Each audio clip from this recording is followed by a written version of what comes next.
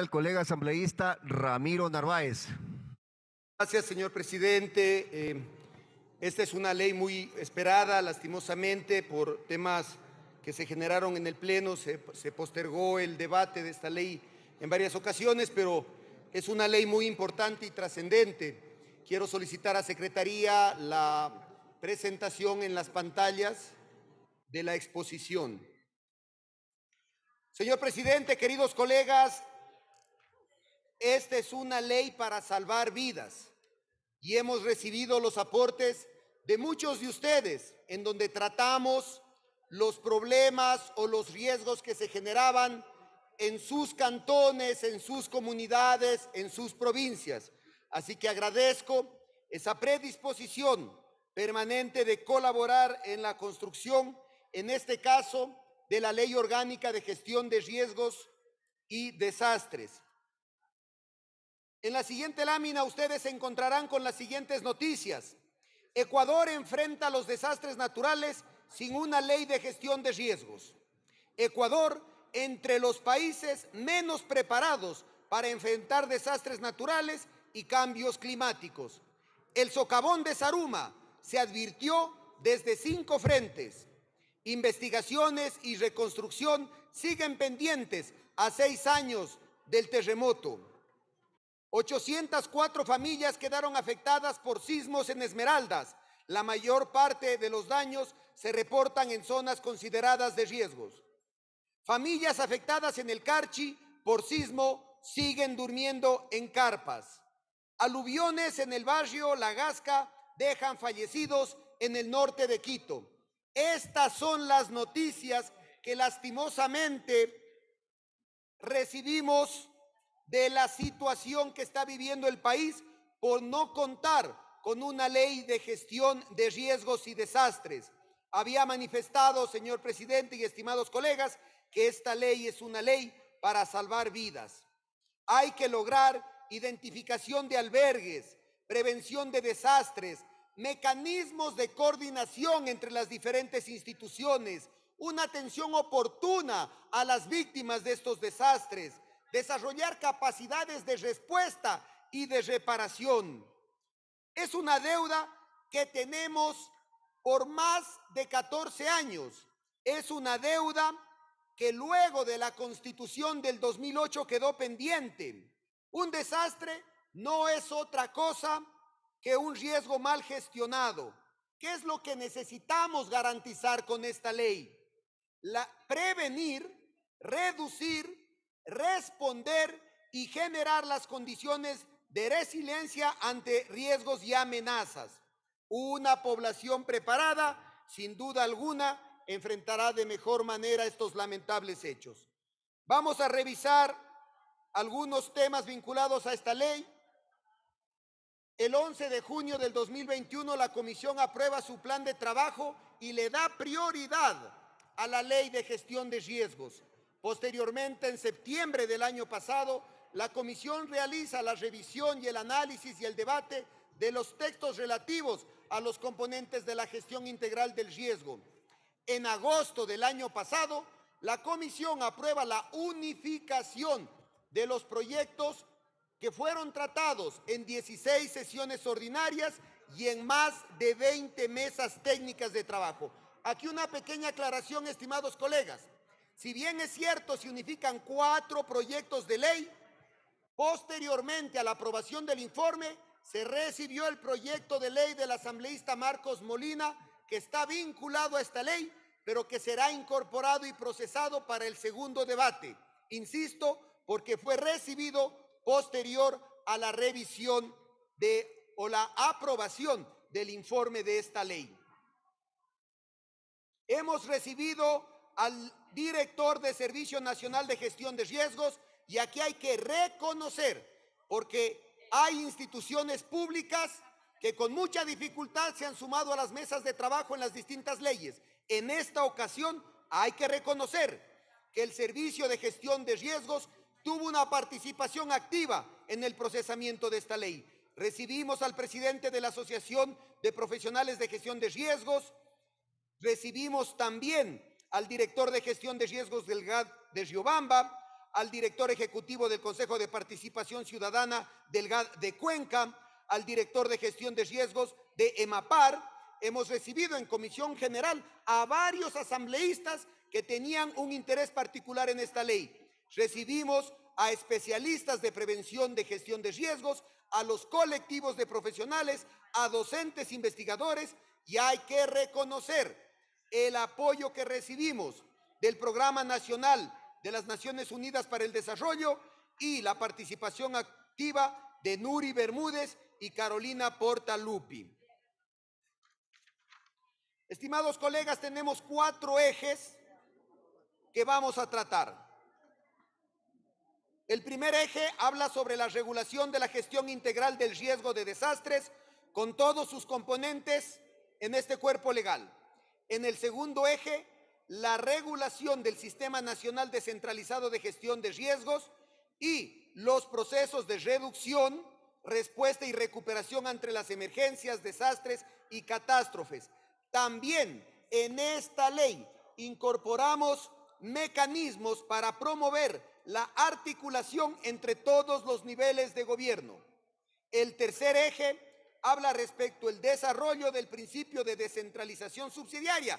¿A qué se refiere? Los GATS deben asumir su responsabilidad constitucional y al mismo tiempo deben contar con el respaldo y rectoría del nivel nacional de gobierno. Y el cuarto eje establece la gobernanza del sistema, crea instrumentos de gestión de riesgo y mecanismos para promover el control del cumplimiento de esta ley. Una ley que no se cumple aporta muy poco para cambiar la realidad de nuestro país y de la realidad que está viviendo el Ecuador en este tema.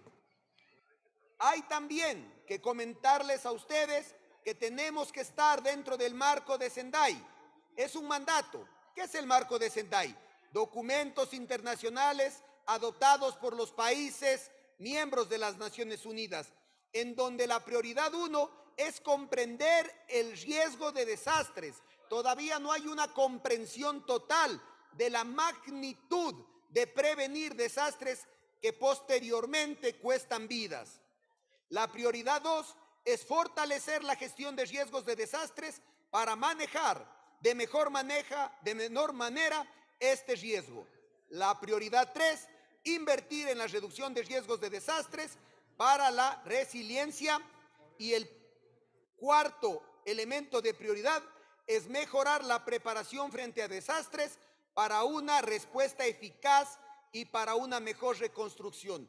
Estimados colegas, cuando hay un desastre, uno de los principales elementos con los que nos encontramos es que las instituciones no coordinan entre ellas, es que no se sabe en dónde está la rectoría para generar una articulación y dar una respuesta, atender a los afectados, que no hay presupuestos para estas respuestas y que muchas veces en la etapa de reparación, es decir, reconstrucción, readecuación de lo dañado, de lo afectado, no se realiza avances importantes en este tema. Es decir, personas que perdieron sus casas quedan con sus casas destruidas y no hay un proceso de reconstrucción.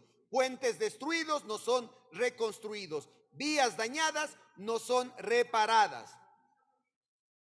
Hemos también planteado, porque les recuerdo a ustedes que hay un gran código orgánico de seguridad integral que esta comisión está planteando, hemos determinado que esta sea una ley independiente y por lo tanto la hemos separado del Código Orgánico de Seguridad Integral. En lo referente al enfoque integral para la reducción del riesgo, me permito comentarles, estimados colegas, que el riesgo de desastres es abordado en la ley de forma sistemática, multisectorial y multidimensional.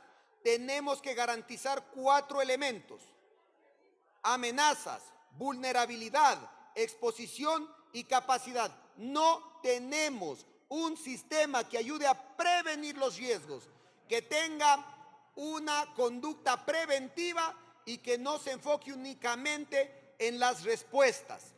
La gestión de riesgos debe estar alineada a la planificación del desarrollo.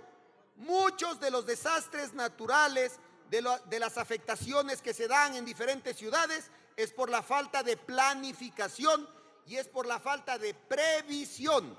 Por ejemplo, en el crecimiento de las ciudades, en la construcción en quebradas o en las construcciones en zonas peligrosas. Por lo tanto, la planificación se constituye en un elemento fundamental para evitar muertes. Por eso, insisto, esta ley salva vidas. El modelo actual está orientado a dar una respuesta ante los desastres y no está enfocado a reducir la posibilidad de que estos desastres sucedan con medidas preventivas. Aquí se está planteando mecanismos de prevención como por ejemplo la generación de mapas que determinen las susceptibilidades ante cualquier amenaza natural o antrópica, es decir, generada por la presencia del ser humano. Este tema es fundamental, estimados colegas, y es la descentralización subsidiaria.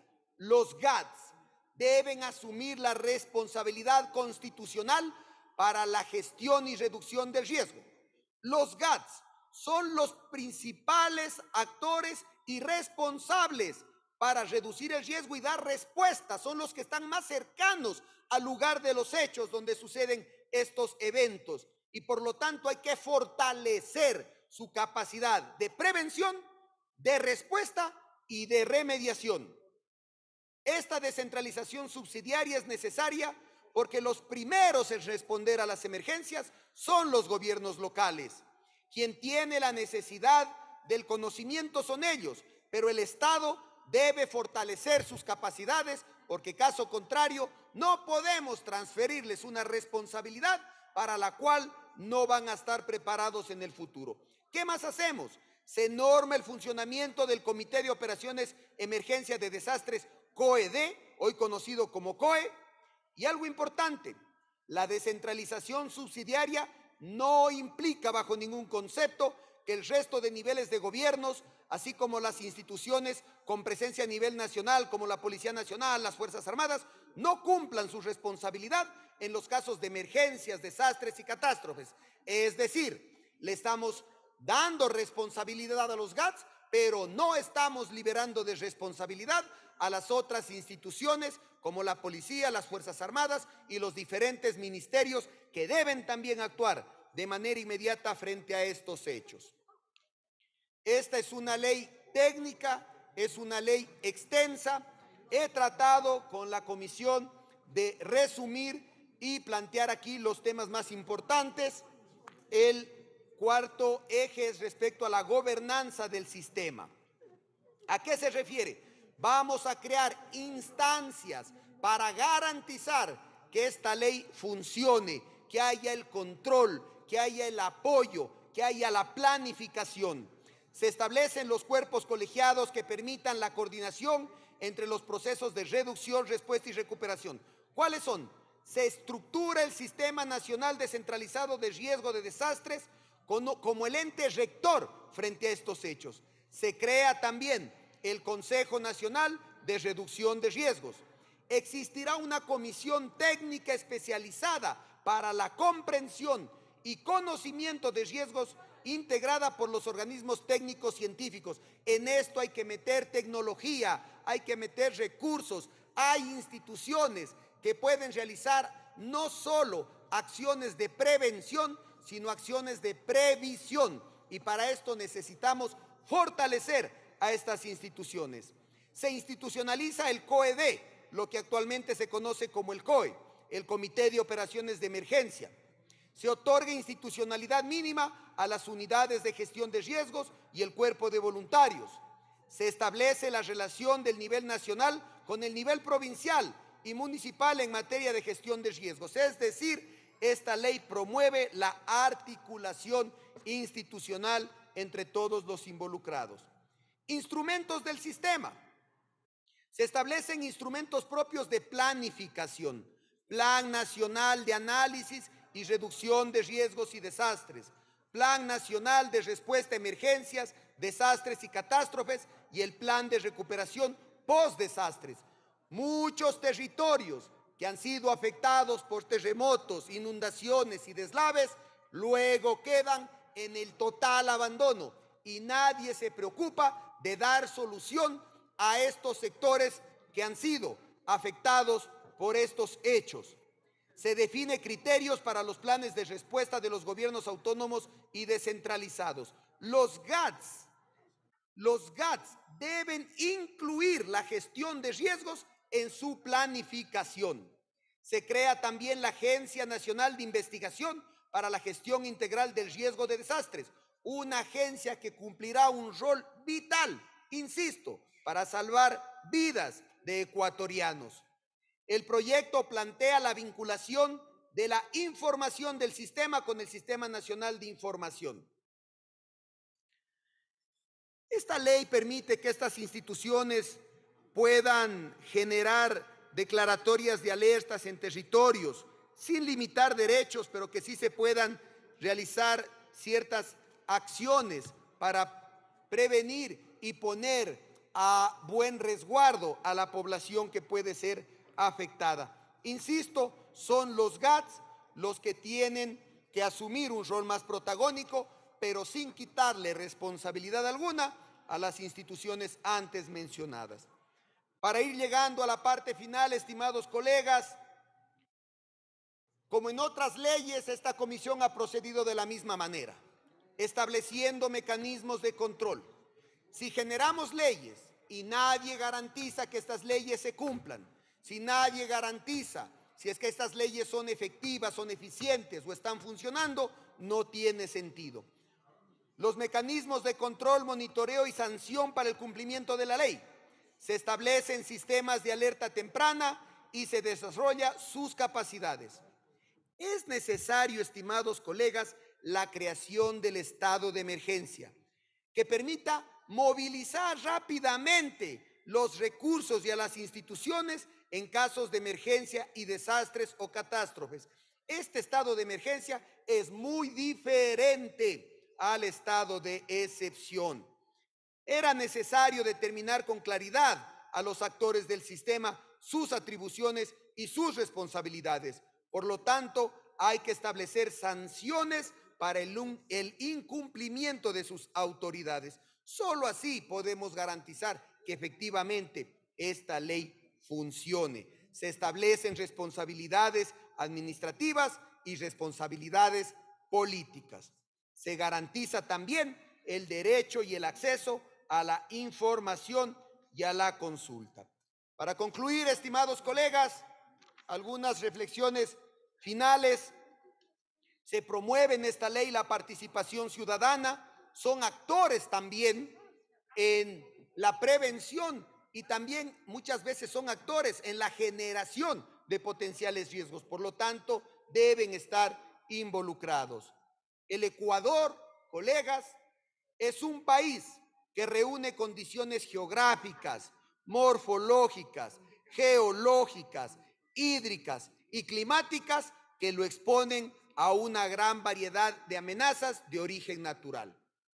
Si ustedes revisan con detenimiento esta ley, podrán llevar buenas noticias a sus parroquias, a sus cantones, a sus provincias, que podrán contar con una herramienta para prevenir, para enfrentar y para remediar las consecuencias de estos desastres. Han pasado casi 14 años desde que por mandato constitucional se determinó la creación de esta ley y no se ha avanzado. Hoy tenemos esta respuesta como Asamblea Nacional y espero e invito a todos ustedes que se nutra de nuevas recomendaciones, que se nutra de nuevos aportes, porque insisto, ustedes podrán llevar buenas noticias a sus territorios con esta ley.